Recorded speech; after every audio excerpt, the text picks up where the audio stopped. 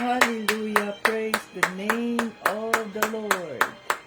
Jesus Christ, King of Kings and Lord of Lords. Maraming salamat po, Panginoon sa Kristo, sa panibagong umaga. Ngayon ay Miyerkules ng umaga dito sa Houston, Texas. July 23.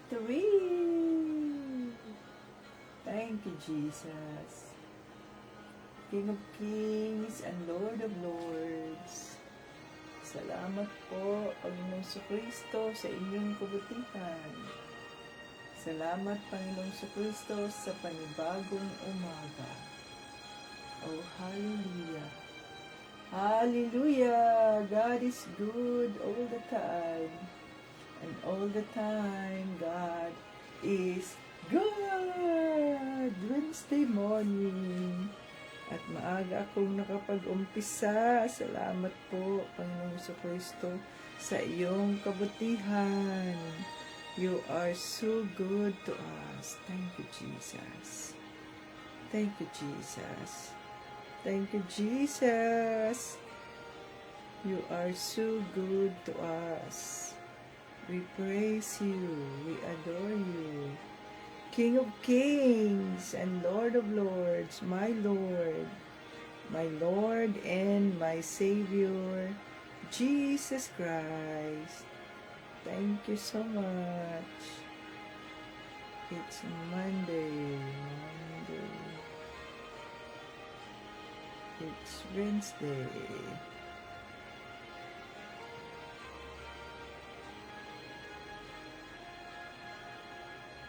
Hallelujah. God is good all the time. And all the time, thank God is good. It's Wednesday. Diyan ang batayan ng ating pananampalataya kay Panginoong Heso Kristo. Hallelujah.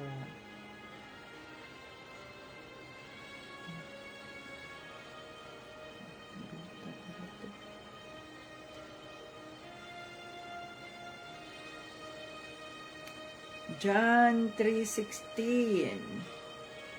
For God so loved the world that He gave His only begotten Son, that whosoever believe in Him will not perish but have everlasting life. Happy moments! Praise God! Difficult moments, seek God. Quiet moments, worship God. Painful moments, trust God. And every moment, thank God. Hallelujah, Jesus. Salamat po, Panginoong Kristo. Salamat po. Hallelujah. Ayan, mga katim Jesus. Magpasalamat sa Diyos sa lahat ng pagkakataon. Welcome dito sa ating live. Ito si Tita Bets, fresh from the bed. Hi! Ang aking uniform. Ayan, dumating na ang aking John 3:16. Oh, ito ang John 3:16, no? Kaya lang ay wala mang Team Jesus member. Oh, wala man Team Jesus forever. Forever member, wala. So, yan ang gawin natin, Sharon. Ito, Sharon, oh, John 3:16, Sharon. Tapos, i-print na lang siguro dyan siya. Pwede ba yan siya? Alamin nyo yan dyan siya. Para sa ganoon ay makaprint na tayo. So, ang unang makatanggap ng t-shirt na John 3:16 ay si brother, sino yung napili natin? Si Brother Sandy yung napili ngayong linggo na pagpapalain natin. Kaya siya dapat ang unang makatanggap ng John 3:16 na t-shirt siya ron. Yan o. Tapos lagay, Brother Sandy. Lagyan dapat sa likod ng Brother Sandy. Sister, ganyan. Okay. So, welcome dito sa ating live. Team Jesus members, joiners, Facebook viewers, YouTube viewers. Ngayon ay July 23, 2025, Wednesday morning sa Houston, Texas. Ito si Tita Wits, ang lingkod ng ating Panginoong Jesucristo, fresh from the bed. So, ayan ang aking t-shirt, ang John 3:16. Thank you, Jesus. Oh, hallelujah. So, tayo ay magpuri. Asa na ng ating mga kasama at tayo ay magpuri sa ating Panginoong Jesucristo.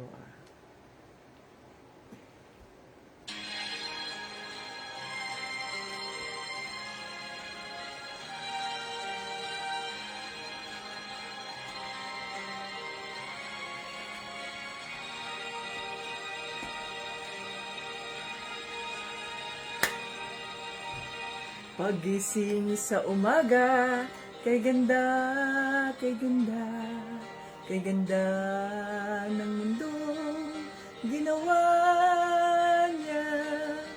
Ngayon ko lang nakita ang ganda ng mundo. Salamat sa Diyos at ako'y binago.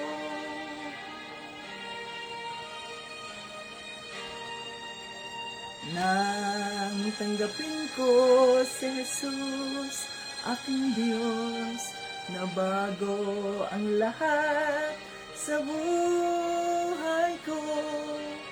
Bagong ligaya ang nadarama, bagong pag-asa ang nakikita.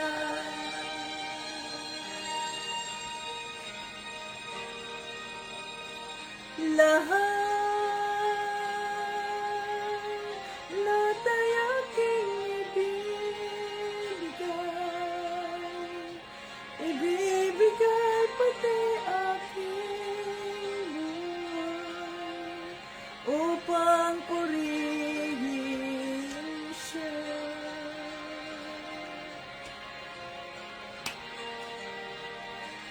Lahat ay aking ibibigay pati aking buhay, upang purihin siya.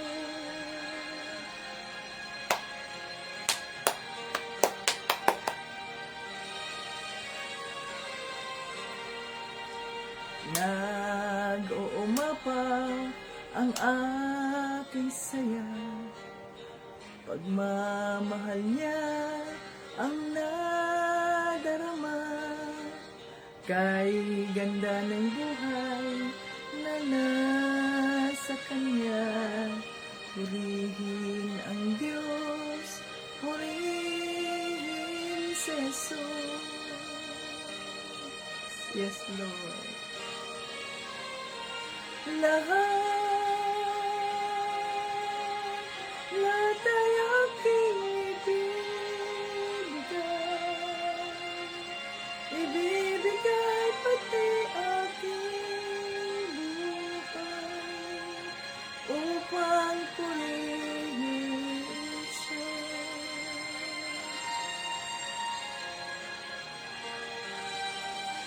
Lahat ay aking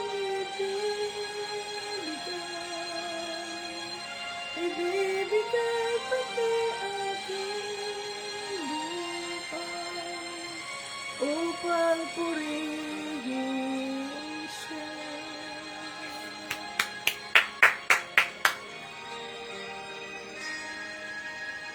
Hallelujah! Praise the name of the Lord Jesus Christ. King of Kings and Lord of Lords. Maraming salamat po, Panginoong Kristo, sa inyong kabutihan. Maraming salamat po dahil andito na naman kami upang ikaw ay aming sambahin, pasalamatan, upang ikaw ay aming itaas. O hallelujah, at napakilala sa sanlibutan na ikaw ang hari. Ikaw ang Diyos, ang hari sa lahat ng hari, the Lord of Lords, the King of Kings. Oh, hallelujah. Yes, Lord Jesus, we exalt your name. Hallelujah. Nagpapakumbaba kami sa trono ng iyong kaawaan. Kinikilala namin na wala kaming magagawa kung wala ka, Panginoong Kristo. Patawarin mo kami po sa aming mga nagawang kasalanan, sa mga isipan namin, mga puso namin, sa aming mga pananalita, at maging sa pagkilos namin, sa aming mga pagsisinungaling, sa aming mga anuman pong mga panluloko ginawa namin sa aming kapwa o sa sarili namin o pamilya namin, sino man po, Panginoon Diyos, patawarin mo po kami, Lord. Salamat po sa pag-rebuke ninyo sa amin, Lord God, sa anumang aming mga pagkakamali, maging maliit man o malaki, lahat ng ito ay kasalanan. Kaya kami po ay nagpapakumbaba sa inyong kaawaan. Linisin mo ang aming mga isipan, aming mga puso. Gawin mo kaming karapat-dapat sa inyo sa araw-araw na kami ay nabubuhay. Patawarin mo kami, Panginoong Kristo. O hallelujah. At pinapatawa din namin ang mga taong nagkasala sa amin, Panginoong Jesus. O hallelujah. Yes, Lord, nagkasala sa amin. At sino man po ang nanakit sa amin, sino man po ang gumagawa ng mga kabalbalan, no, sa amin, Panginoon, ikaw po ang gagawa ng patawarin mo po sila, katagpuin mo po sila, Panginoong Diyos, nang sa ganun po ay makilala kanila at marami na kaming magpupuri sa iyo, magtataas sa iyo, magpapakilala sa iyo sa sanlibutan. Oh, hallelujah. Praise the name of the Lord Jesus Christ. We welcome your Holy Spirit in our midst. As you said in your word, 2 or 3 gathered in your name, you are in our midst. So maraming salamat dahil nandiyan ka palagi. And we welcome and we declare that the King is in the room. Oh, hallelujah. Hallelujah. Come, Holy Spirit, I need you now. I need your anointing. Come in your power. I love you, Holy Spirit. You captivated my soul. And every day I learn to love you more. Come, Holy Spirit, I need you now. I need your anointing. Come in your power. I love you, Holy Spirit. You captivated my soul, and every day I learn to love you more. I'm reaching for your heart. You hold my life in your hands, drawing me closer to you. I feel your power renewed. Nothing compares to this place, where I could see you face to face. I worship you in spirit and in truth. I'm reaching for your heart. You hold my life in your hands, drawing me closer to you. I feel your power renewed. Nothing compares to this place, where I could see you face to face. I worship you in spirit and in truth. We worship you in spirit and in truth. Hallelujah, Father God. Sinasamba ka namin sa espiritu at sa katotohanan. Yes, Lord, mangusap po kayo. Itago mo po ang iyong lingkod sa iyong cross, Panginoong Kristo, na hindi po ako makikita, kundi ang makikita ang iyong kabutihan, ang iyong kagalingan, ang iyong pagmamahal na walang hanggan. Oh, hallelujah. Thank you, Jesus, for you are good at all times. Yes, Lord, at dinideklara namin ang live na ito ay holy, sanctified by the blood of Jesus, at bigyan mo kami ng maayos na internet connection, Panginoong Jesus. Ang pangsinganan po ay mairaos namin ng matiwasay ang iyong Bible study, na maintindihan namin, mabuo kami, masatisfy kami sa anuman po ang aming mga pagkukulang, anuman mga emptiness, anuman po yung aming mga katanungan, tanging ikaw lamang po ang makakapagbigay pakahulugan nito at sagot sa aming mga tanong, aming mga pagdadalawang isip. O hallelujah. Maraming salamat po. Lahat ng ito ay aming hinihiling, pinasasalamatan sa pangalan ni Jesucristo at ng Banal na Espiritu.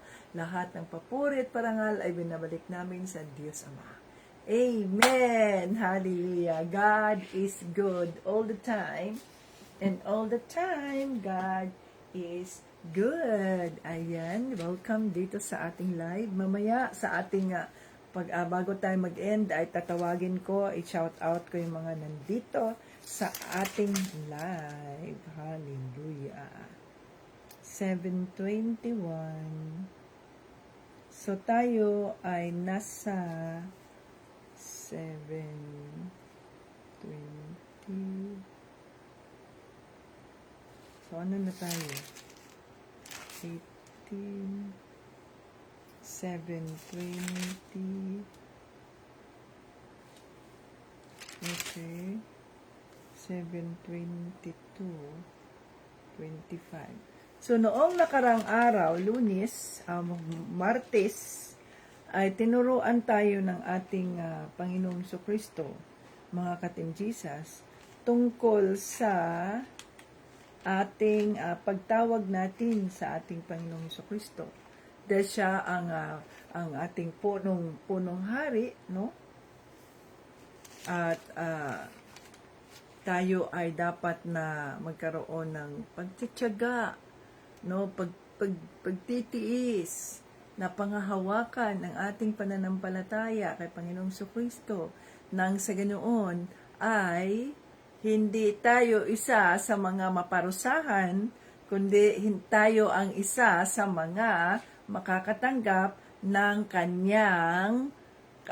kanyang reward, no, yung kanyang gantimpala, na kung saan tayo ay makakasama sa kanyang kaharian doon sa langit. Kaya mga ka-Team Jesus, fasten your seatbelt, hold on to your faith, dahil malapit nang bumalik si Panginoong Jesucristo, malapit na ang rapture. Hindi natin alam, kaya kailangan na bawat araw ituring natin ito na ito ay huling araw natin at baka darating na si Panginoong Jesucristo, no? So ready na natin ang ating mga puso at anuman ang ating mga ginawang mga kasalanan, anuman yung mga mayroon tayong iniingatan ditong mga kasalanan, mga hinanakit at iba pa, i-release mo na yan, ibigay mo na yan kay Panginoong Jesucristo, sapagkat siya ay He cares for you. Kaya yan ang ating gagawin, mga ka-Team Jesus. So, dito tayo to hold on to our faith, no? Okay, so dito naman tayo sa chapter 11 verses 1 to ito ba yun, di ba? Ito yung mga about example ng mga pananampalataya, mga ka-Team Jesus. So hatiin lang natin ito dahil mahaba siya. Verses 1 to, tingnan natin hanggang saan siya. 1 to 39.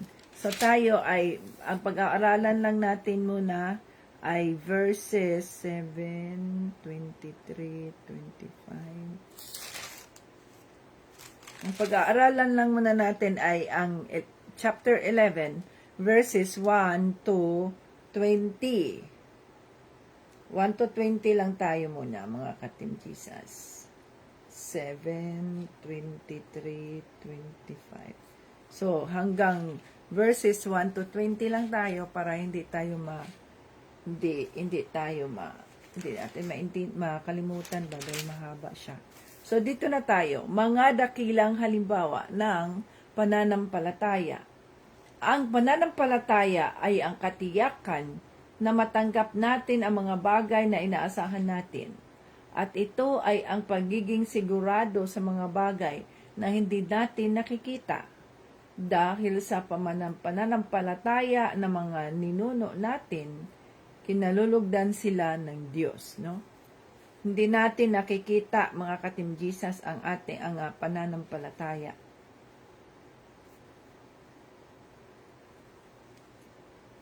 Dahil sa pananampalataya ng mga ninuno natin, kinalugdan sila ng Diyos. Dahil sa pananampalataya, alam natin na ang sanlibutan ay ginawa ng Diyos sa pamamagitan ng kanyang salita. Kaya ang mga bagay na nakikita natin ay galing sa mga hindi nakikita. Dahil sa pananampalataya, nag-alay si Abel ng mas mabuting handog kaysa kay Cain. At dahil sa pananampalataya niya, itinuring siyang matuwid ng Diyos dahil tinanggap ng Diyos ang handog niya. Kaya kahit patay na si Abel, ay may itinuturo pa rin siya sa atin sa pamamagitan ng pananampalataya niya. Hallelujah. Si Abel yun. Kalawa, verse 5. Dahil sa pananampalataya, hindi namatay si Enoch. Oh, yan kasi na-rapture si Enoch, di ba? Kundi dinala siya sa langit. Hindi na siya nakita pa dahil dinala siya ng Diyos. Ayon sa kasulatan, dinala siya dahil nalugod ang Diyos sa buhay niya. Hindi makapagbibigay lugod sa Diyos ang taong walang pananampalataya. Dahil ang sinumang lumapit sa Kanya ay dapat maniwalang may Diyos at nagbigay siya ng gantimpala sa mga taong humahanap sa Kanya. Hallelujah. 7. Dahil sa pananampalataya, pinakinggan ni Noah. Noah. Si Noah yan ha. Pangatlo yan. Pinakinggan ni Noah ang babala ng Diyos tungkol sa mga bagay na mangyayari kahit hindi pa niya nakikita. Kaya gumawa siya ng isang barko para mailigtas niya ang kanyang sarili at ang pamilya niya.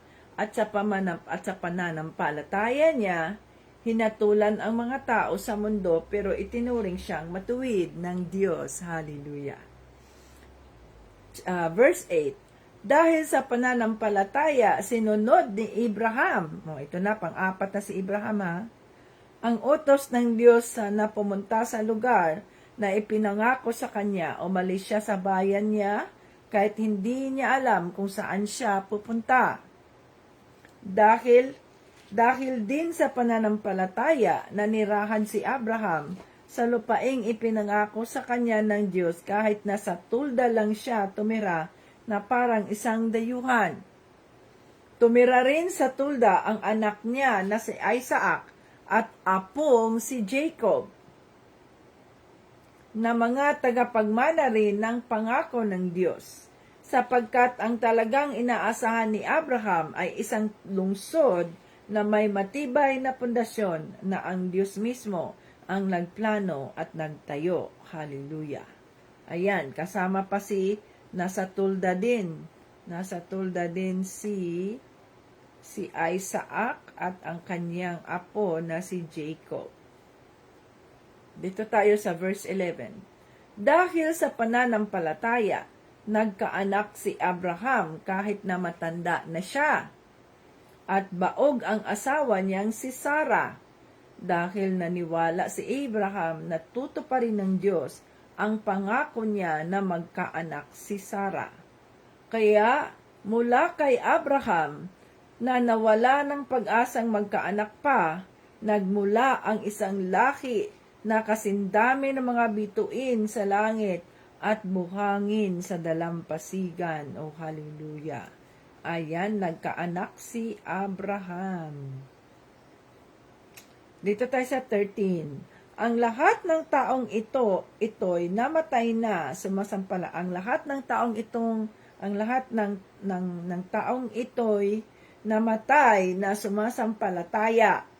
Hindi man nila natanggap ang mga pangako ng Diyos noong nabubuhay pa sila, natitiyak naman nilang darating ang araw na matatanggap nila ang kanilang hinihintay. Itinuring nilang mga dayuhan ang sarili nila at nanirahan lang sa mundong ito. Ang mga taong may ganitong pananaw ay nagpapahiwatig na naghahanap sila ng sariling bayan. 15. Kung ang bayang iniwan nila, ang iniisip nila, may pagkakataon pa silang makabalik. Ngunit hinahangad nila ang mas mabuting lugar at ito'y walang iba kundi ang lungsod na nasa langit. Kaya, hindi ikinahiya ng Diyos na siya'y tawagin nilang Diyos dahil ipinaghanda niya sila ng isang lungsod. Dito tayo sa 17 and 18.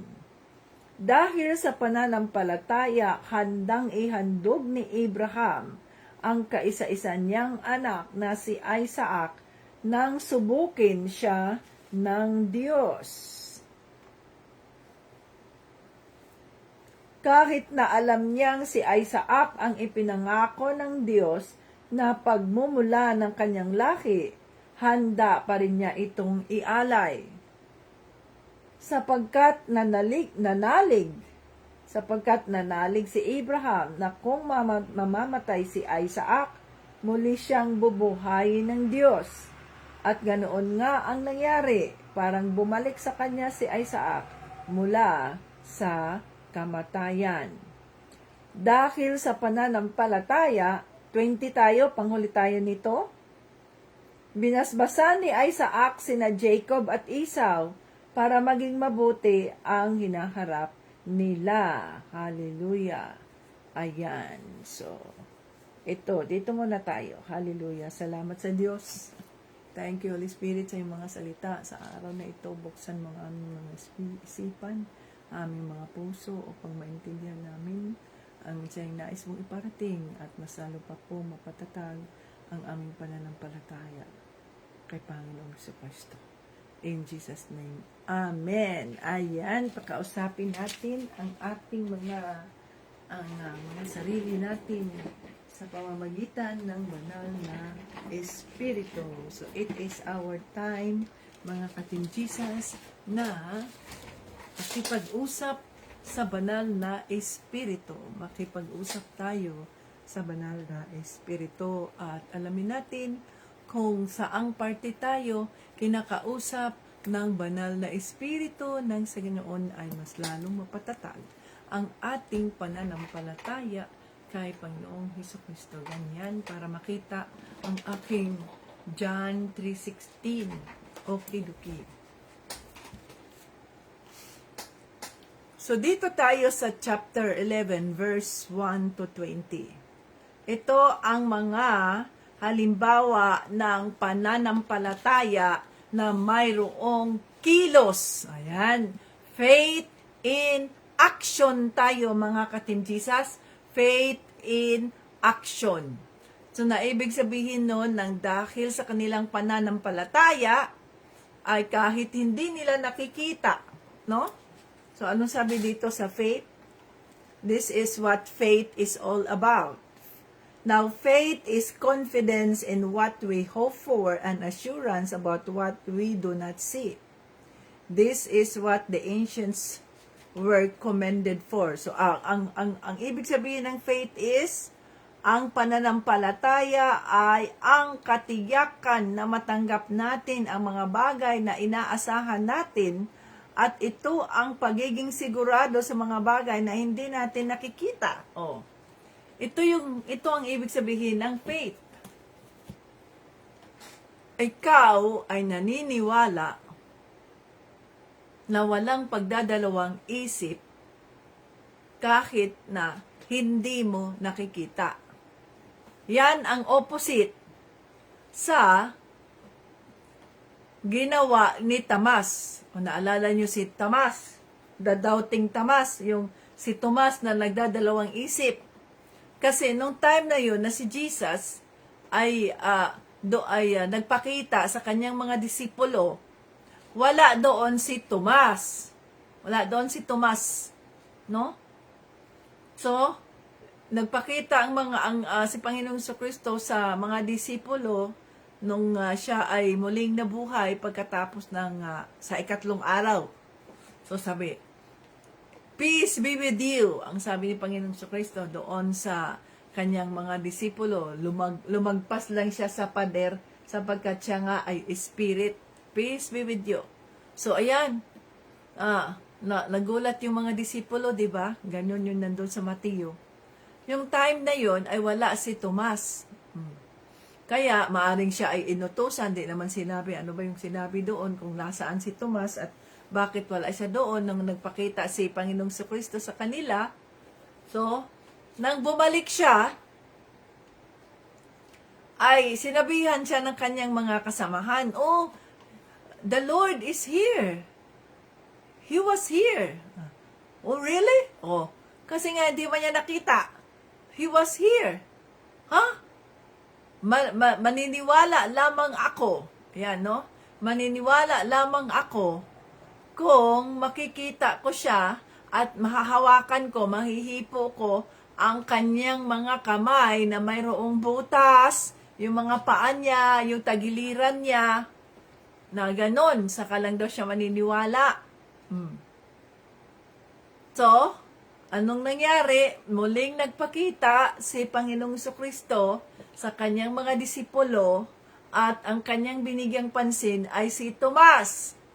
Tomas. "Oh Lord," niya, pinakita ni Panginoong Kristo ang kanyang mga paa. "You touch." Hinawakan niya ang kanyang kamay na mayroong butas, ganyan. Yung paa niya na pinakita niya, may butas, yung tagiliran, ganyan. So, nang makita niya yon, ganyan, sakpa siya, "My Lord, have mercy on me." Pero anong sabi ni Panginoong Kristo? Mapalad ang mga taong naniniwala kahit hindi nila nakikita. So, mapalad ang mga taong naniniwala kahit hindi nila nakikita ito. Yan ang pananampalataya. Yan ang ibig sabihin ng faith. Pananampalataya. John 3:16. Naniniwala tayo sa John 3:16 na gano'n na lamang ang pagmamahal. Ito, ang John 3:16. Naniniwala tayo sa John 3:16 na ganoon na lamang ang pagmamahal ng Diyos Ama. So yun ang pagmamahal, ganoon na lamang ang pagmamahal ng Diyos Ama. How huge, how vast ang pagmamahal ng Diyos Ama. So much love. Naniniwala tayo niyan. No?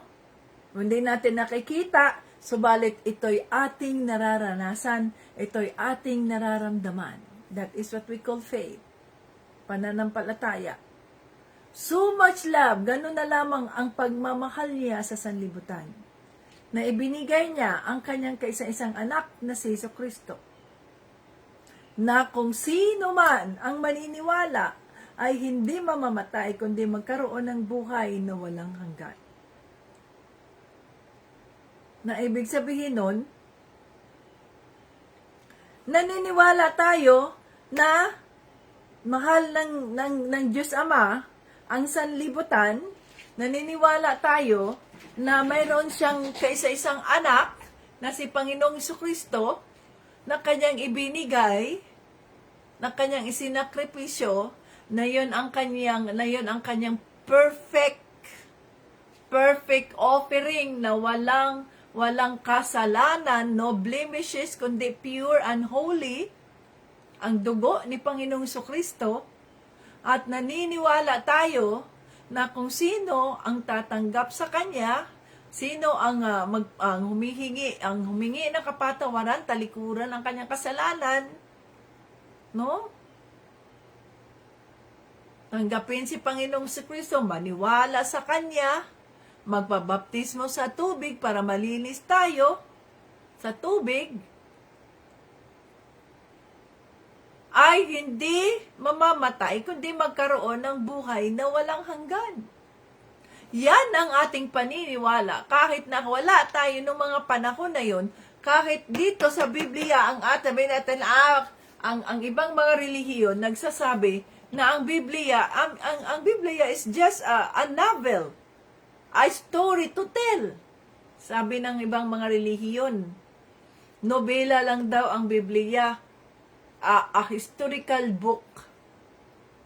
Bakit? Hindi nila naintindihan na ito ang life. This is life.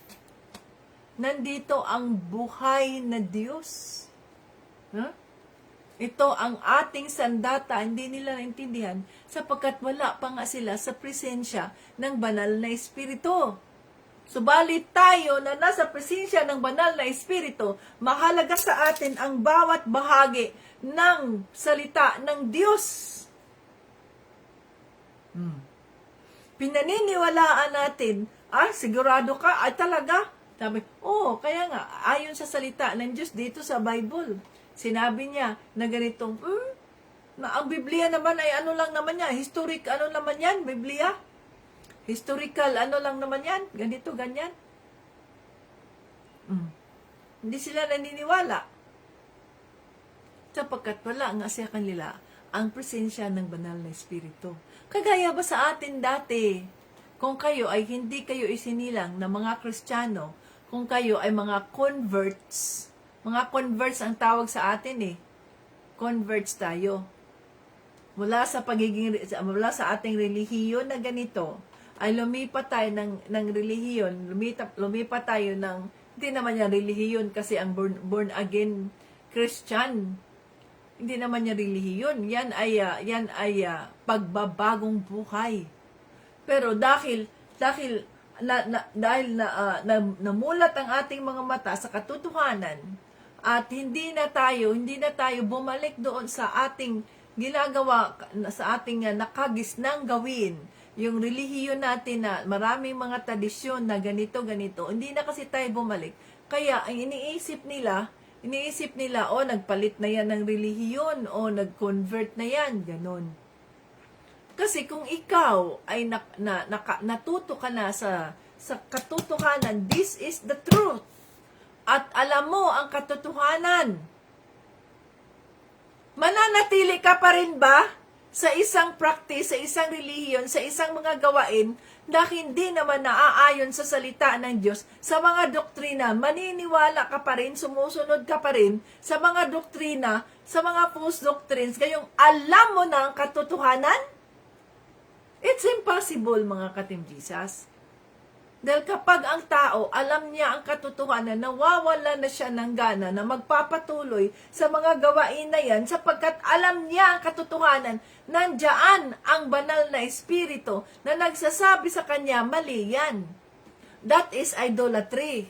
Kausapin mo ba naman si San Jose? Ginagawa ko kaya yan dati. Nung ako ay devoted Catholic, dyan sa Butuan, dyan sa San Jose, St. Joseph Cathedral Church sa Butuan. Diyan ako lumaki sa Butuan. At dahil sa sobrang hirap sa buhay at gusto ko talagang makapag-aral na hindi naman kaya ng mga magulang ko kasi nga sobrang hirap at hindi naman ma-afford ang college na mahal. No, sa awa ng Panginoong Hesukristo ay natanggap ako bilang government scholar at bago ako, ano pa ako noon 16, 17, yun yung nag-umpisa akong mag-join ng Bible study kina Tita LC, Ate LC. Subalit, Katoliko pa rin ako noon. So doon, bago ako pumapasok sa aking klase, pumupunta ako doon sa church. Walang katao-tao yan kaunti lang. Tahimik. At doon ako sa tabernacle. Yun yung may parang box, covenant box, tabernacle ang tawag doon, kung saan holy, ang para sa mga, kung di nyo alam, para sa mga Katoliko, yan ay holy. At sinasabi nila, pinaniniwalaan ko na kapag doon ka lumuhod, nandoon ang presensya ng banal na Espiritu doon sa tabernacle, kung saan doon nila pinapasok yung anong tawag nun, sanctified na mga ostia at bino, yun. So doon ako nakadupa, doon ako nagdarasal. Wala akong pakialam kung anong sino-sinong mga nandyan. At hinihiling ko sa Panginoon ang kanyang gabay sa akin, ang banal na Espiritu. Para maayos ang aking pag-aaral, para matuto ako sa aking mga pinag-aaralan, para makapasa ako sa bawat semester, para makapagpapatuloy ako sa aking pag-aaral. No? Ayan. First year, second year, second year yata hanggang doon. Sa awa ng Panginoon, nandun ang kanyang gabay. At dahil alam ng Diyos ang nilalaman ng puso ko, ay kinatagpo niya ako. At sinasabi niya sa akin, hindi naman kailangan na pumunta ka sa simbahan, sa tabernacle, para sa ganoon ay makausap mo ako. Pwede mo akong kausapin anytime, anywhere. Dahil ako, I am the great I am. Ako ang Diyos kung saan nakikita mo, nararamdaman mo, makakausap mo anytime. He is a God, an omnipresence God. Kaya kahit saan, nung matuto na ako sa katotohanan, hindi na ako bumalik doon. Sapagkat, yun ang conviction ng Holy Spirit sa akin. You talk to me anytime, anywhere. I am everywhere. Yan.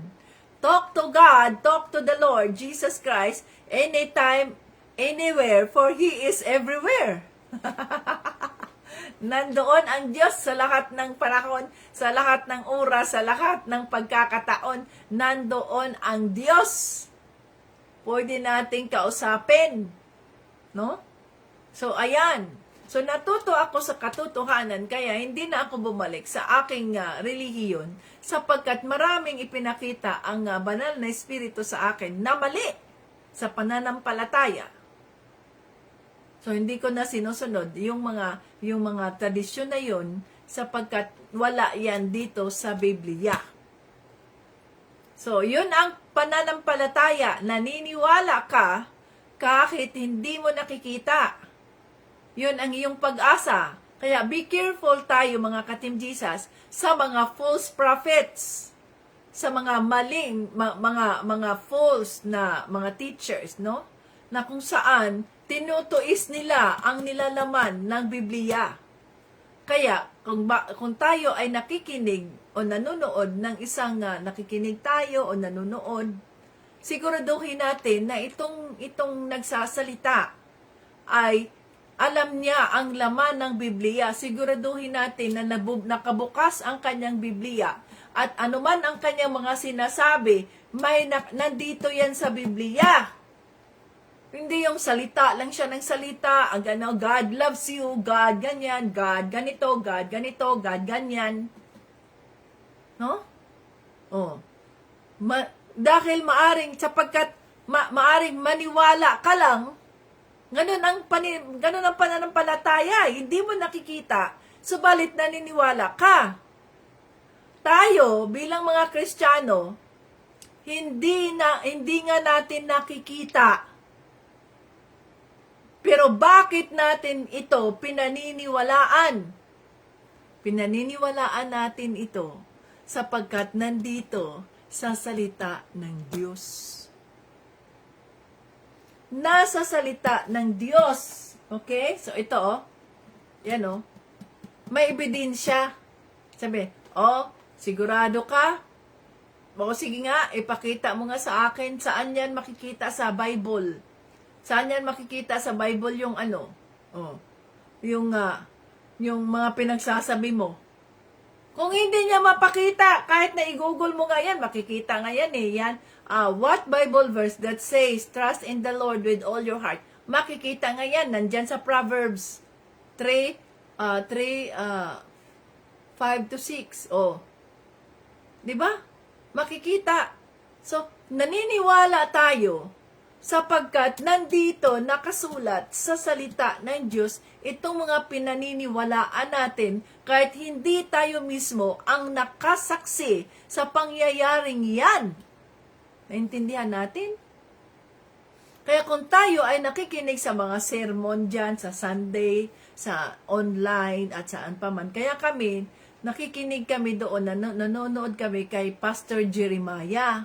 Bakit? Kay Pastor Jeremiah, talagang nakalagay sa screen ang mga salita ng Diyos, no? Kung saan, pwede mong balikan ba? Pwede mong balikan. O, tingnan mo yung Bible mo. Yan ay nasa Hebrews 11, chapter 1. Okay. So, mababalikan mo, makonfirm mo, ang sinasabi ng Diyos, tama ba ito, Holy Spirit, yung mga pinagsasabi niya? Kaya nga, dati kami, nanonood kami kay Kibuloy. No? Sumusuporta kami kay Kibuloy. Online lang dito. Na ganyan. Kasi, ang galing niyang magsalita eh. Ganun ang mga bulaang propeta, mga katim Jesus. Ang galing magsalita. Nakakapagkumbinsi sila ng maraming mga tao. Milyones. No? So, dapat, mga katim Jesus, tapos, habang ako nakikinig sa ganyan, tapos, nagsasabi siya ng ganyan na Bible verse. Sabi ko sa Holy Spirit, lead me na malalaman ko kung ito bang preacher na ito ay ayon sa iyong kalooban. Siya ba ay totoong sumusunod sa iyo, Holy Spirit? Pinarinig ng Holy Spirit sa akin ang kanyang mga sinasabi na twisted. Sabi niya doon sa salita ng Diyos, ganito, ganyan. Bibig na tiningnan ko, habang ako nakikinig, tingnan ko, anong sabi niya, ganyan. Pag nang nabasa ko, mali man yung pinagsasabi nito? Oh. At sinabi pa niya na ako ang Diyos Ama, ako ang Diyos Anak, at ako ang Espiritu. Ay, mas lalo na.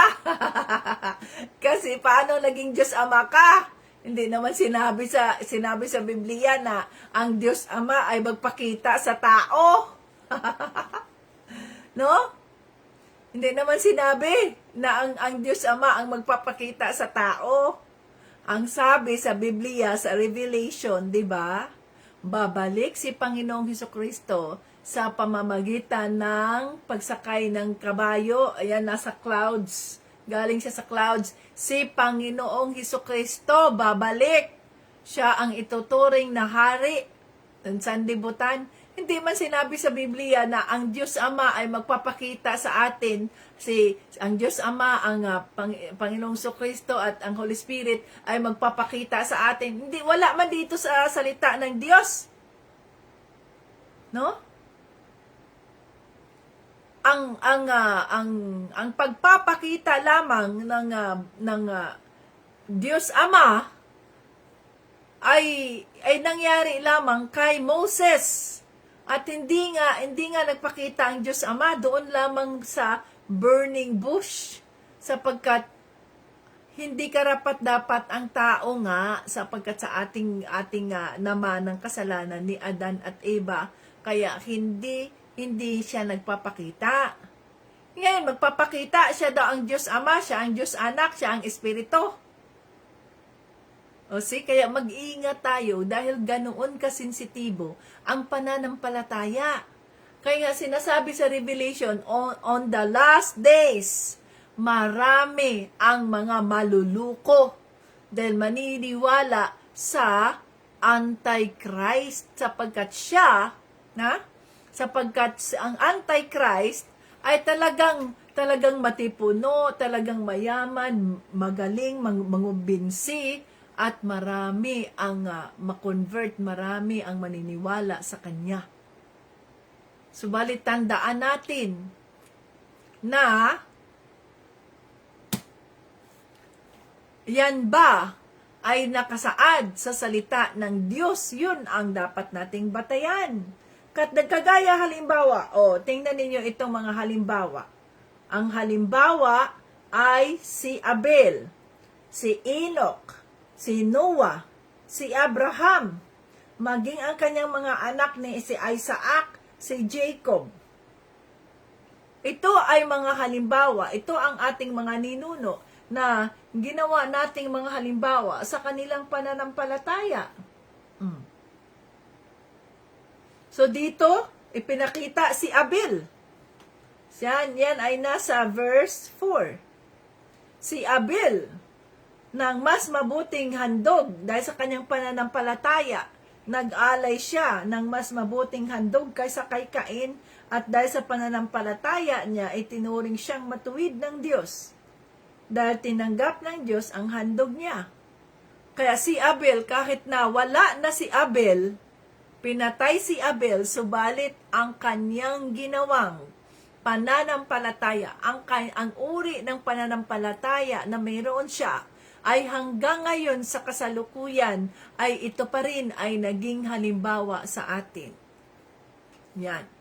So, mas piliin natin na sundin ang kalooban ng Diyos, mas piliin natin na ibigay ang sakripisyo na maaring it will cost as much, sapagkat naniniwala tayo na ang Diyos ang may-ari ng lahat, ang Diyos ang nagbibigay, ang Diyos din ang babawi. So, ang i-offer natin sa Diyos ay ang paghahandog na mahalagang paghahandog. Hindi kagaya ng ginawa ni Cain, ang kanyang binigay na paghahandog ay parang mga tira-tira na walang halaga na sa kanya yun. No? Hindi na yun sacrificial offering kasi hindi man yun mahalaga sa kanya, mga tira-tira man yun, at saka may mga mali, may mga blemishes. May mga sira-sira, Yun ang kanyang inalay sa Diyos. Sabi ng Diyos, bakit ko tatanggapin yan? Ang sakripisyong ang inalay mo sa akin ay hindi naman yan out of your heart, from your heart.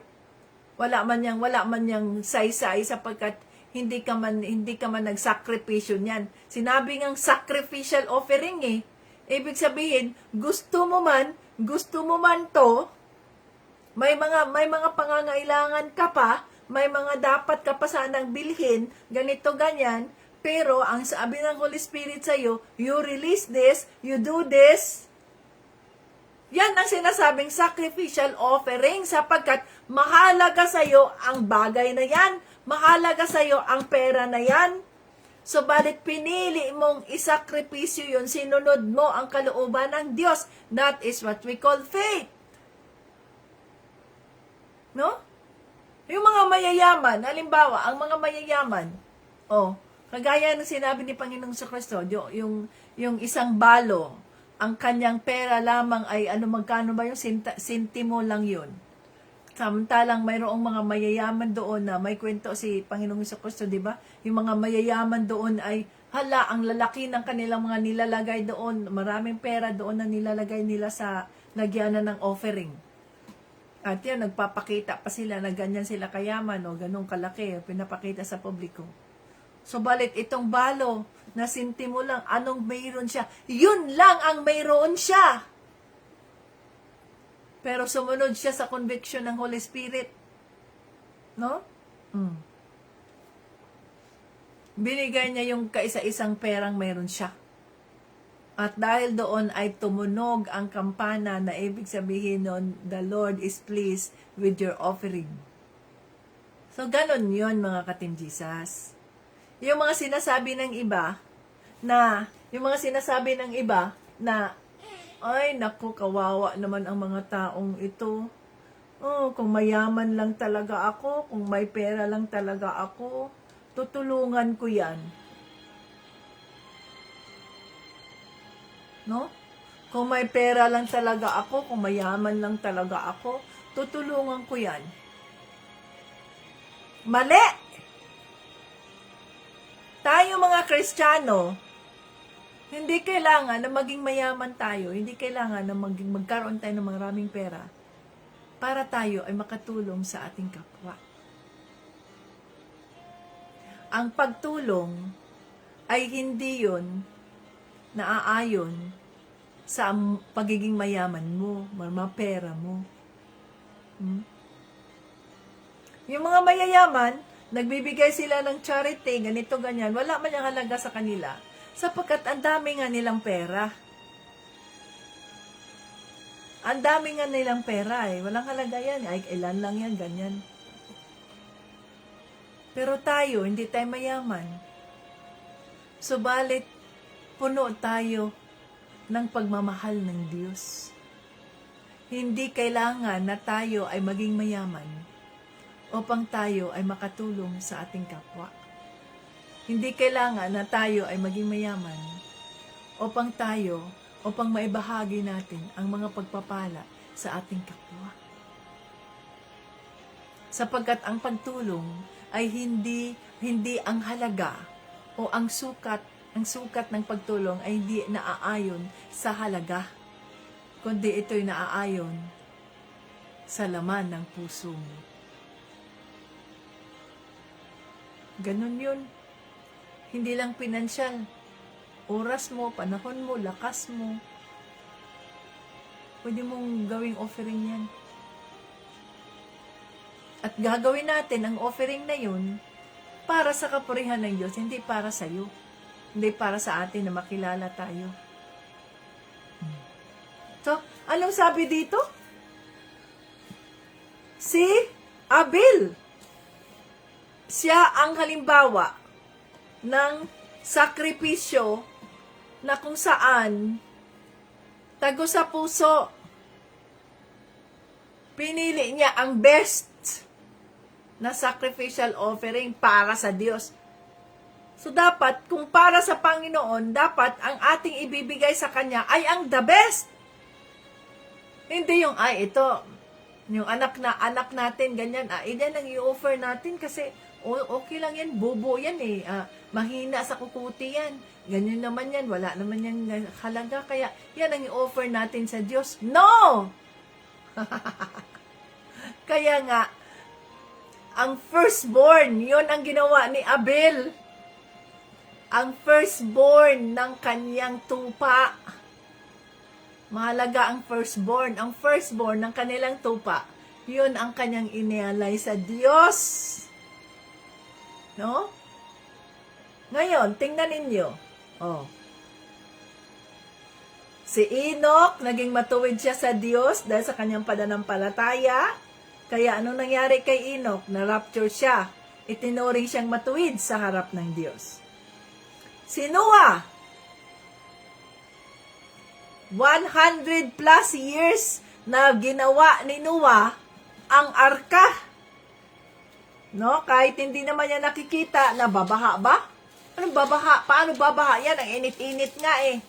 Paano babaha? O, ganun ang tao eh. Ang init-init. Paano babaha? Ngayon naman, nung Mayo ba yun? Mayo, April, May, ganyan. Sobrang init sa Pilipinas. Grabe ang init. Pero ano naman ngayon? Palagi na lang umuulan. Kaya ayun, baha. Hindi naman niya alam kung kailan maniniwala ka ba dyan? Maraming nga siyang sinabihan pero wala namang naniniwala sa kanya. Maraming nagsasabi, Noah, anong ginagawa mo dyan? Bakit ka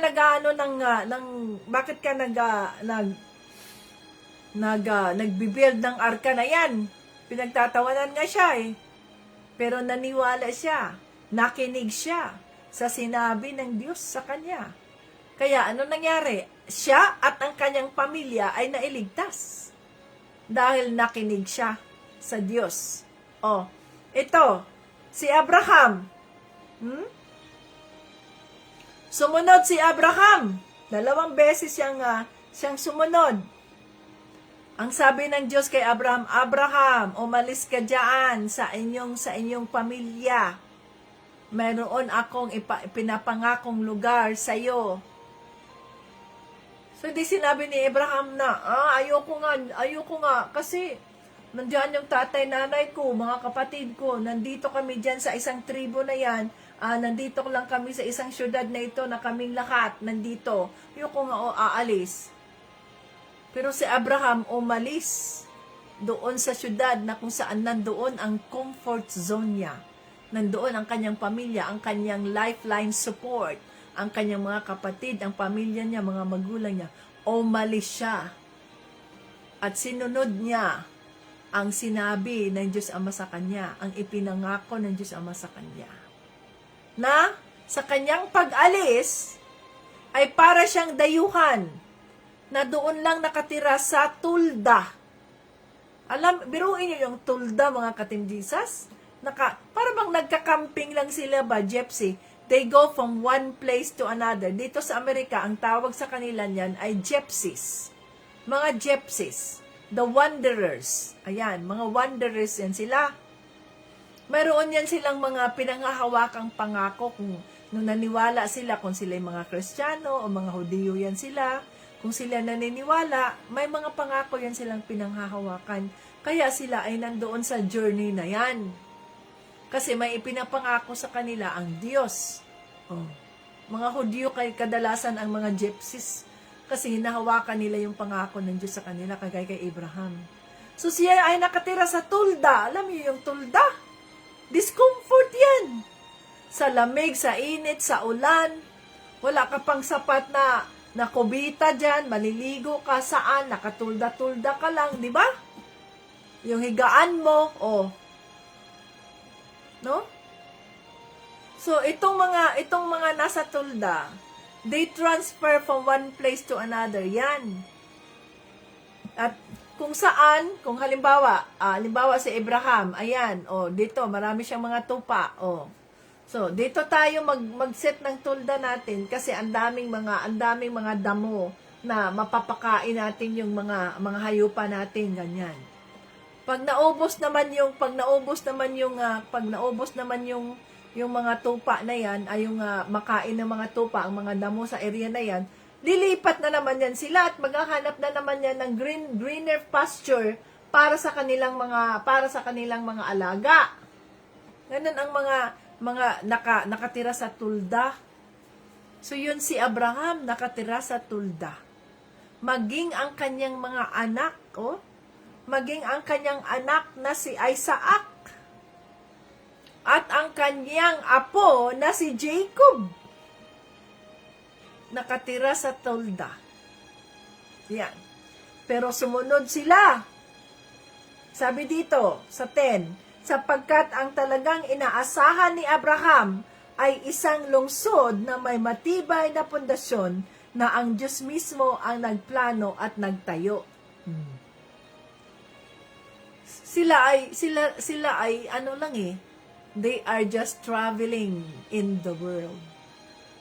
Kaya nga tayo, mga katinjisas, hindi tayo umaasa sa anumang mayroon tayo. Hindi tayo umaasa sa mga assets, sa mga properties na mayroon tayo. Hindi tayo umaasa doon kung tayo mga Kristiyano. Ano ang ating inaasahan? Ang inaasahan natin ay ang pangako ng ating Panginoong Jesucristo. Ang pangako niya na sinabi niyang, mauuna ako sa inyo. I will go ahead. I will prepare a place for you. So yun ang ating inaasahan. Kaya ito ditong mga anumang mayroon tayo, these are just temporary. We are just sojourning. Tayo ay temporary lamang dito sa lupa. Hindi ito ang ating mundo. Hindi ito ang syudad na ipinangako ng Diyos sa mga buhay natin.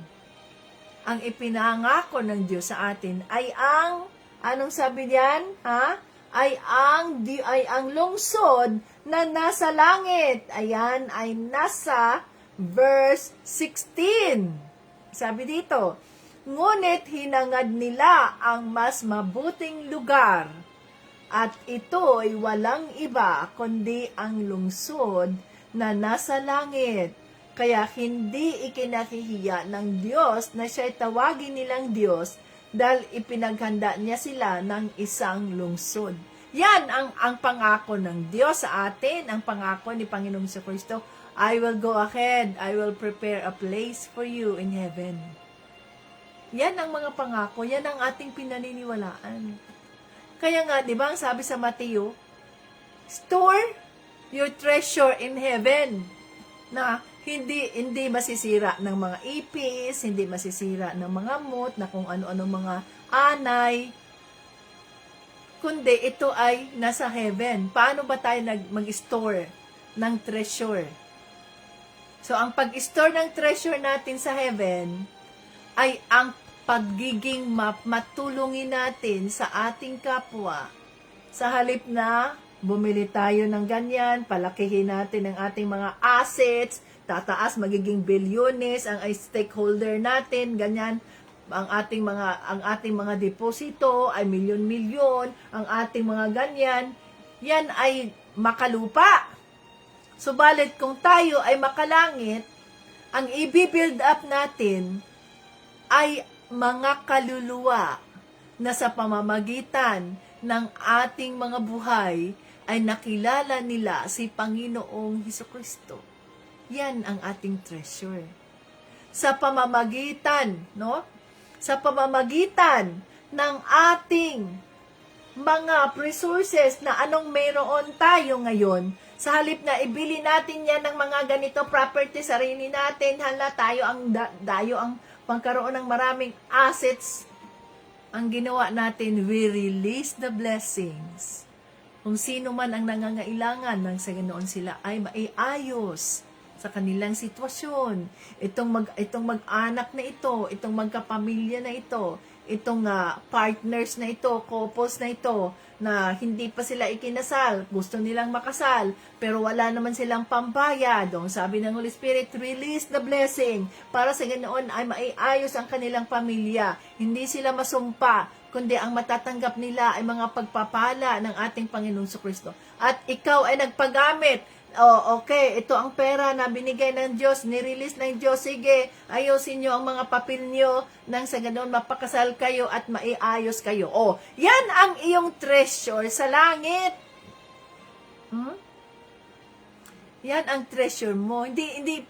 Ayoko magkaroon ng maraming pera kasi temptation yan, tukso. No! Kiniklaim natin na the Lord will give us billions of dollars. Para sa ganoon, itong mga daming pera na to, gagamitin natin to para mas marami pang makakilala kay Panginoong Hesukristo. Sapagkat yung isang tao na hirap sa buhay at nagdarasal siya, oh God, oh Diyos ko, Ginoo ko, tabangin taong ko, tulungan mo ako. Wala kaming pambili ng bigas sa araw na ito. Mga anak ko, walang makain. Tapos, narinig mo yon, yung sinabi ng kapitbahay mo. At ang sabi ng Holy Spirit sa'yo, mayroon ka naman diyang isang sakong bigas. Ibigay mo yan. Hatian mo, bigyan mo siya ng 5 kilong bigas. Sabi mo, ayoko nga. Budget na to para sa amin sa 2 linggo. Bakit ko to ibibigay?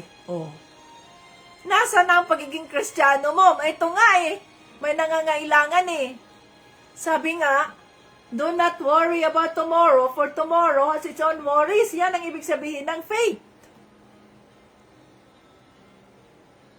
Huwag kang mag-aalala sa bukas dahil ang bukas may sarili na niyang pag-aalala. Sabi ng Holy Spirit, narinig mo Sabi ng Holy Spirit, narinig mo yun. Kailangan nila ng tulong mo. Yan ang sinasabing faith in action. Kagaya ng ginagawa dito ng mga ninuno natin na bilang mga halimbawa, naniniwala sila kahit na imposibleng mangyari. Di ba? Ganon yun mga ka-Team Jesus. Ang ibig sabihin ng pananampalataya. Di natin kailangang maging mayaman para sa ganoon ay makapag-store tayo ng treasure sa langit sa pamamagitan ng anong mayroon tayo na ibinigay ng Diyos sa atin sa gabay ng banal na Espiritu. Unti-unti ay makapag-ipon tayo ng ating kayamanan sa langit.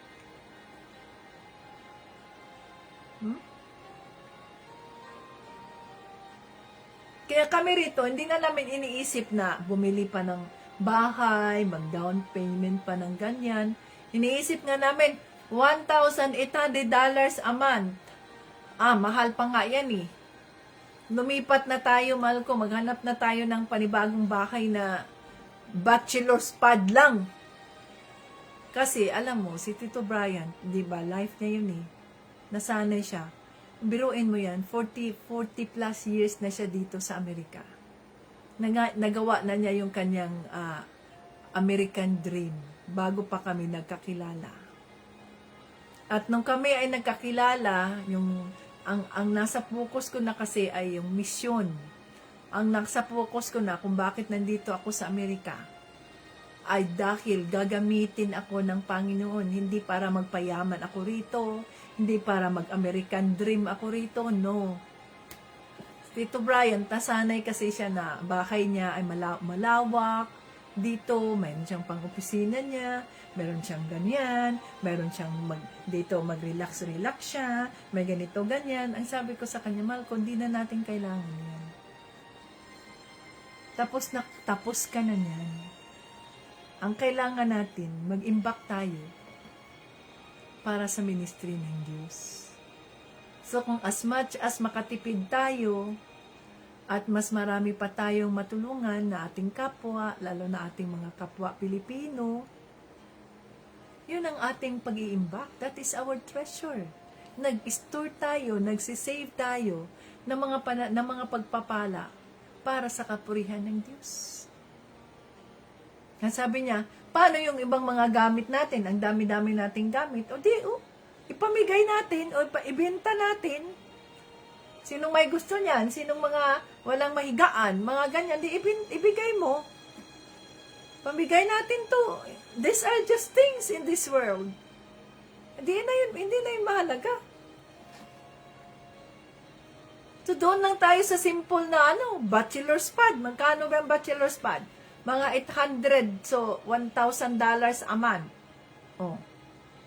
Isa lang, parang parang kusina lang dito. Mayroong kaunting walang yung bachelor's pad, wala yan siyang harang ha, walang harang yan. Nandoon lahat yung higaan mo, maliit na kusina mo, tapos yung banyo mo, ganyan lang. Bachelor's pad. Sabi niya, paano na yung mga tanim mo? Wala na yung mga tanim. Kung madadala natin, mailagay sa gilid, gawin natin. Kung hindi, okay, walang problema. Magagawa natin, mga tanim lang naman yan ng mahalaga kaluluwa. Ganon dapat tayo, mga ka-Team Jesus. No? Para sa kapurihan ng Diyos. Para sa kapurihan ng Diyos, ang iniisip natin, sapagkat nag-store tayo ng mga kayamanan. Yan ang ibig sabihin ng pananampalataya. Faith without action is dead. Action without faith is nothing. Palpak. Pag tayo ay kumikilos na wala namang pananampalataya, walang gabay ng banal na espiritu, palpak. Pag tayo naman ay nananampalataya na, yes Lord, mangyayari sa akin ito, pero hindi naman tayo kumikilos, yan, patay na pananampalataya yon. So, dapat na ang ating pananampalataya ay may kilos. No? May kilos yan ang pananampalataya nila ni Abel, nila ni Enoch, nila ni Noah, nila ni Abraham, ni Isaac, ni Jacob. Marami pa na nandiyan na mga halimbawa ng pananampalataya. Kaya lakaran natin ang ating pananampalataya, mga ka-Team Jesus. Itong mga ninuno nating nimi-mention diyan, nangyari yan sa kanila sapagkat nalugod ang Diyos sa mga buhay nila. Nalugod ang Diyos. Na ibig sabihin nun, the Lord was pleased with them sa kanilang buhay. Kaya hanggang ngayon, kahit sila ay wala na sa mundo, kahit sila ay patay na at maaring hindi nga nila nakita yung pangako ng Diyos sa mga buhay nila. Bawa si Abraham, nasabi ng Diyos na okay, ang iyong laki ay kasing dami ng bituin Hindi naman niya nakita na ni Abraham ngayon sa kasalukuyan na, halimbawa, kasama tayo dyan sa laki na yan, no? Ang mga hintil na naging Kristiyano ay kasama sa laki ni Abraham.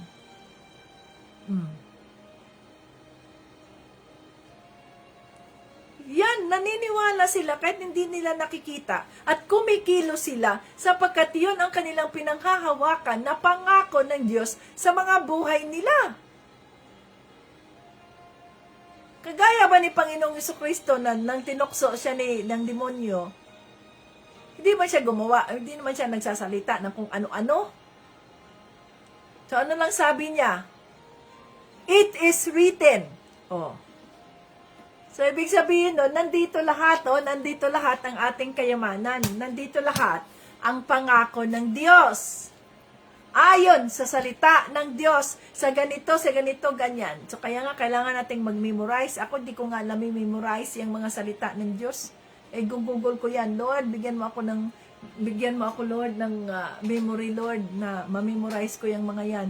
Pero yung, the thought of that, ay alam na alam ko, pero yung memorization, sabi, nasaan yan sa Bible?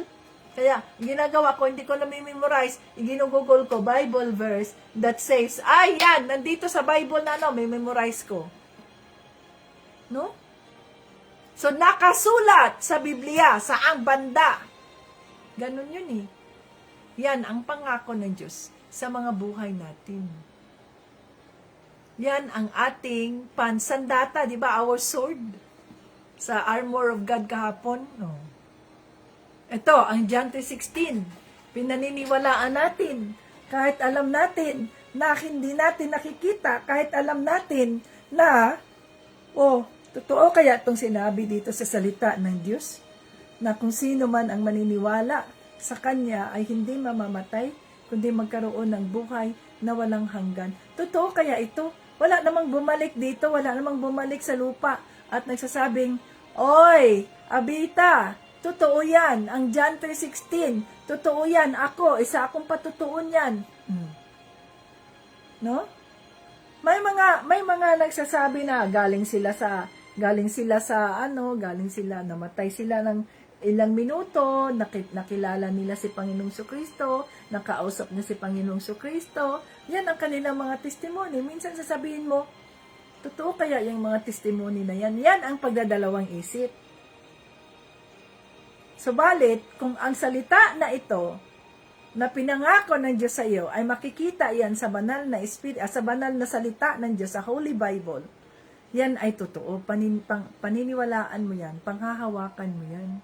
Kahit hindi mo nakikita, subalit ito'y nakasaad sa salita ng Diyos, ibig sabihin nun, yan ay totoo. Bilang mga Kristiyano, yan lamang ang ating basihan, ang kanyang mga salita sa Biblia. Upang sa ganoon, mapalakas, mapatatag ang ating pananampalataya kay Panginoong Jesucristo. So pagdating ng pagbibigay natin ng offering, alalahanin natin si Abel. Alalahanin natin si Panginoong Jesucristo, ang kanyang paghahandog sa kanyang buong buhay na sa pamamagitan ng kanyang dugo, ang sanlibutan ay napapatawad o napatawad ng Diyos sa mga taong naniwala sa Kanya. Pagdating sa offering, sabi ni David, I will not offer anything to the Lord that will cost me nothing. So, hindi tayo mag-offer sa ating Panginoong Jesucristo, Panginoong Diyos, na it will not cost us nothing. Na ibig sabihin nun, pinaghirapan natin yan. Mahalaga sa atin ang bagay na yan. Mahalaga sa atin ang ano na yan. Pinaghirapan natin, but we offered it to the Lord for His purpose. No? Pagdating sa pagsunod, ayan unang-una, ayan na si Enoch, yan si Noah, sumunod, yan si Abraham. At ang ating model talaga, mga ka-Team Jesus, sa pagsunod sa kalooban ng Diyos Ama, ay si Panginoong Jesucristo. Kaya nga, let us fix our eyes to Jesus, the author and finisher of our faith. Fix your eyes. Kaya nga, siya ang tinitingnan natin. Kasi, si Abel, si Enoch, si Abraham, yan, si Noah, si Isaac, si Jacob. Pag sama-samakin yan sila lahat, yan ang kabuuan ni Panginoong Hesukristo. Kaya isa lang tinitingnan natin, si Jesus. The perfect example sa pagbibigay niya ng kanyang perfect offering na kalugod-lugod ang kanyang mismong buhay.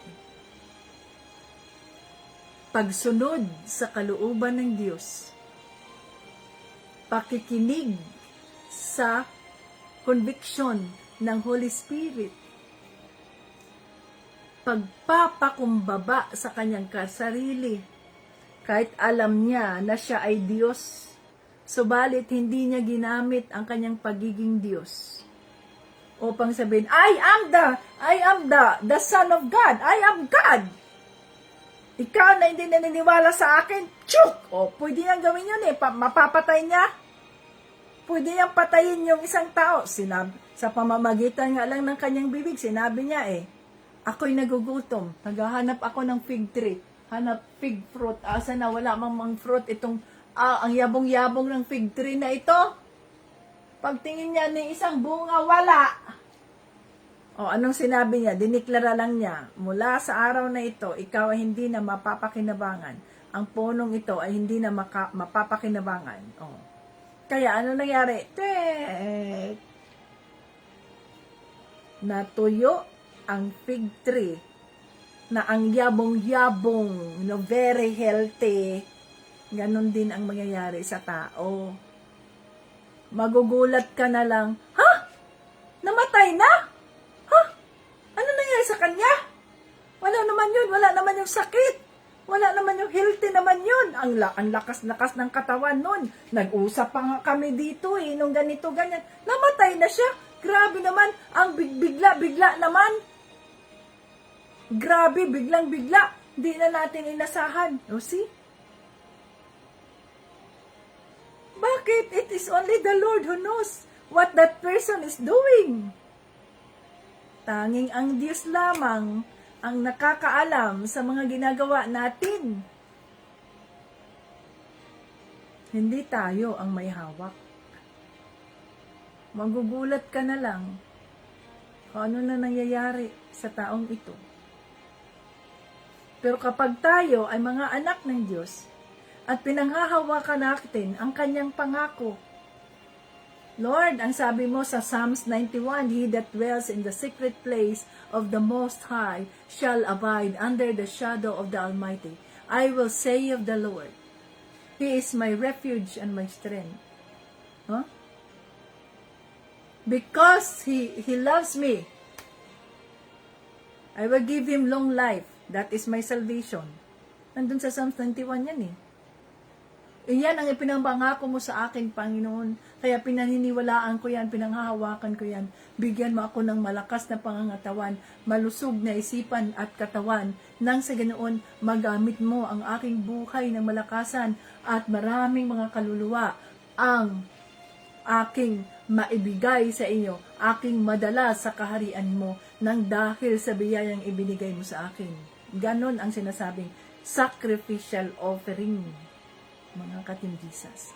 Hindi tayo kumikilos para sa sarili natin. We're done.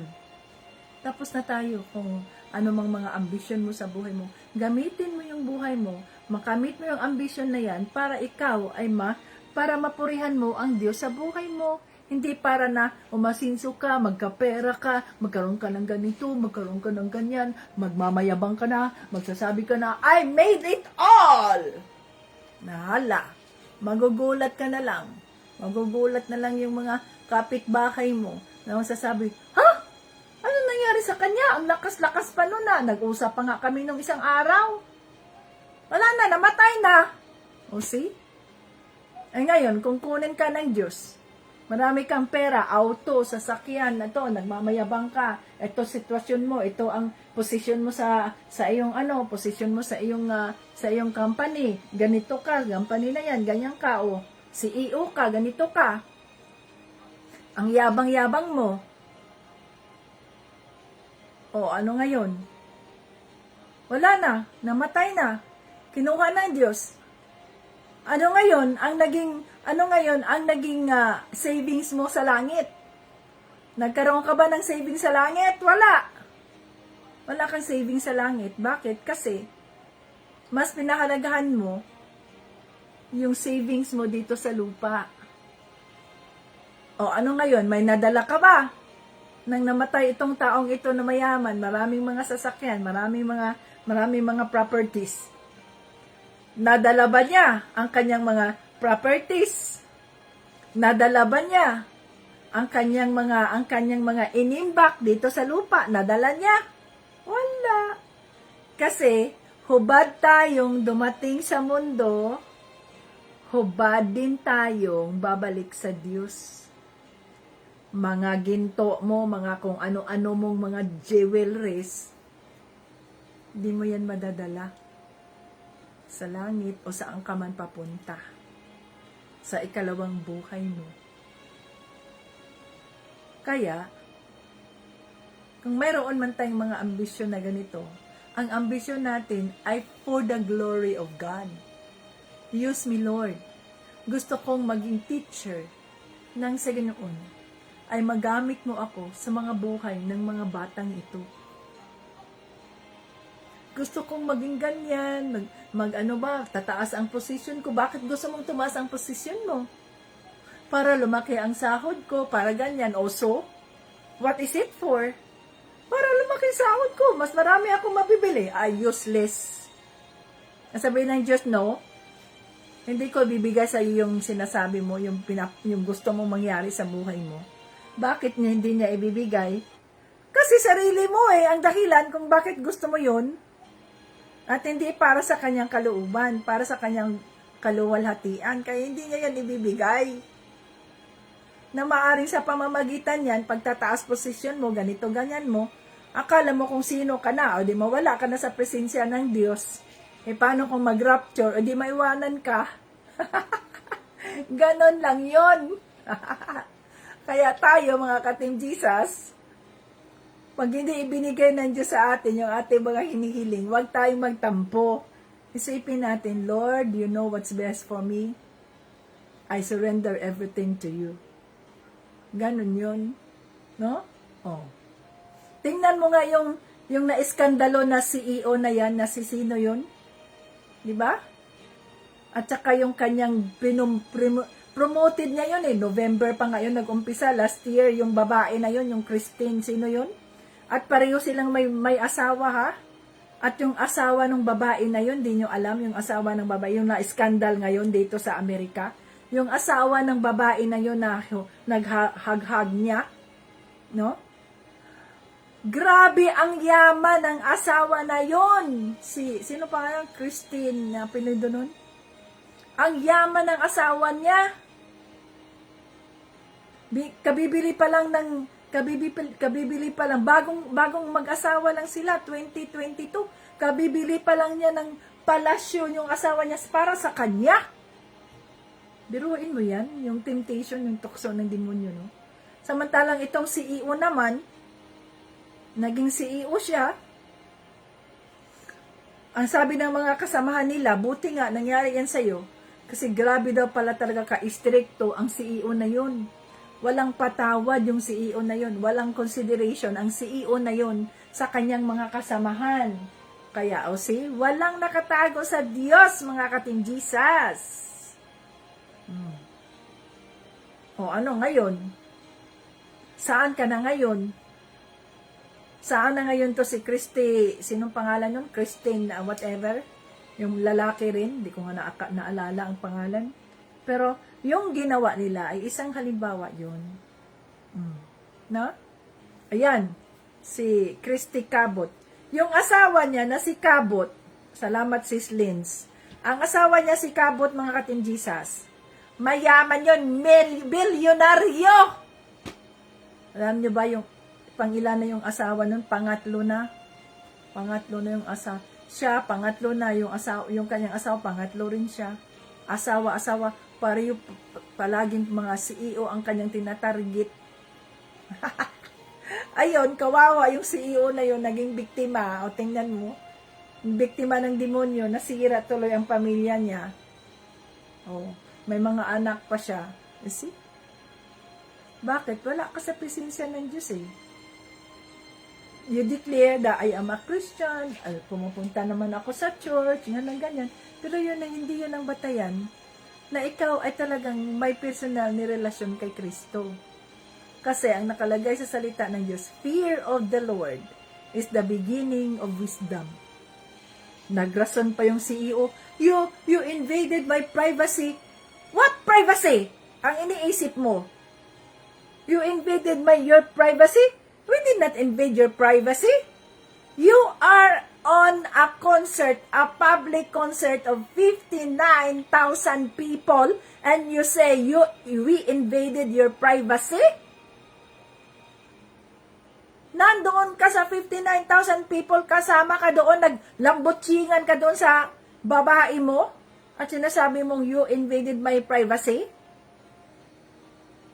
Oh. Ginawa mo yan eh. Kaya yan ang naging kabayaran ng kasalanan mo. Biruin mo yan, naging shame siya sa sanlibutan, o nag-resign siya sa pagiging CEO niya. Ha? Paano yung pamilya niya? Kawawa yung mga anak niya na sila mismong napapahiya sa kanyang ginawa. Ay, walang wisdom sa Diyos eh. Kasi kung mayroon, ang Holy Spirit, magsasabi yan sa'yo. Mali yung ginawa mo. Mali yung ganyan mo. Mali yung ganyan mo. Yan ang nangyari. Pag nag-backslide tayo, pero pag bumalik tayo sa Panginoon, ang sabi ng Diyos, all things work together for good to those who love the Lord and is called for His purpose. So kahit tayo, nagkamali tayo, nag-backslide tayo mga katinjisas, pero ang Diyos ay napakabuti, talagang binalik niya tayo. Akin ka! Hindi ka manakaw ng demonyo. Bakit? Ikaw ay silyado ng banal na espiritu. Ikaw ay nabaptismo na sa tubig. Akin ka! Kaya kahit na mga ilang taon tayong nag-backslide, ayoko na, gumawa tayo ng mga kabalbalan at iba pa. Pero pag tayo ay sa Panginoon, gagawa ng paraan ang Diyos upang tayo ay maibalik sa kanyang presensya. Hallelujah. Kaya nandito na tayo muli sa kanyang presensya. Lahat naman tayo ay nag-backslide, pero bumalik na naman ganito dahil tinawag ulit tayo ng Diyos sapagkat sa kanya tayo. Hallelujah. Oh Lord Jesus, nandito po kami, banal na Espiritu. Maraming salamat po sa iyong mga salita na nagbibigay sa amin ng katatagan na patatagin namin ang aming pananampalataya sa iyo, Panginoong Jesucristo. Na maniwala kami sa inyo kahit na hindi namin nakikita, kahit na walang mga milagro, walang mga ebidensya. Pero naniniwala kami sa iyong mga pangako. Kung ito man ay nakasaad sa iyong mga salita sa banal na kasulatan, yun ang aming pinaninindigan. Yun ang aming pinaniniwalaan dahil yun din ang iyong ginawa nung ikaw ay tinukso ng kaaway mo. Nung ikaw ay tinukso ni Satanas, yun lang ang iyong sinabi. It is written. Kaya ganon din kami, Panginoong Jesucristo, yun din ang aming gagawin. Nakasulat sa banal na aklat ang ganito, ang ganyan. Kaya bigyan mo kami, Holy Spirit, ng sharp memory na itong mga Word of God, yung mga Bible verses ay mamemorize namin at ito ay aming maging sandata ng sa ganoon sa bawat pagsubok na haharapin namin sa bawat araw. Kami ay maging matagumpay sapagkat dala-dala namin ang aming sandata na nananggagaling sa salita mo. Oh, hallelujah. Woo! Jesus! Ikaw ang aming pinaniniwalaan. You are the author and the finisher of our faith. Hallelujah. Thank you, Jesus, sa iyong kabutihan. We praise you and we adore you, Jesus. King of kings and Lord of lords. Oh, hallelujah. Hallelujah. God is good all the time. Thank you, Lord. Thank you, Lord. Jesus, Holy Spirit.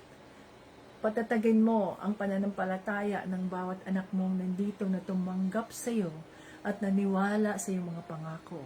Ano man po ang pinanghahawakan nilang mga pangako mo, Panginoon, I declare that this will come to pass for your purpose and your glory.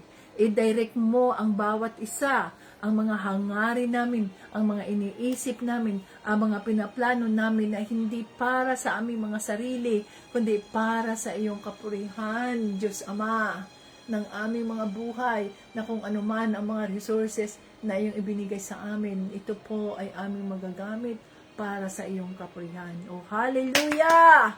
God is good all the time, and all the time, God is good. Maraming salamat po.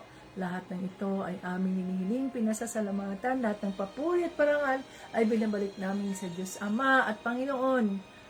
Thank you for the answered prayers ng bawat isang nandito at ng aming mga kahilingan. Alam namin na ikaw ay nakikinig at gumagawa ka ng magagandang bagay sa tamang panahon mo.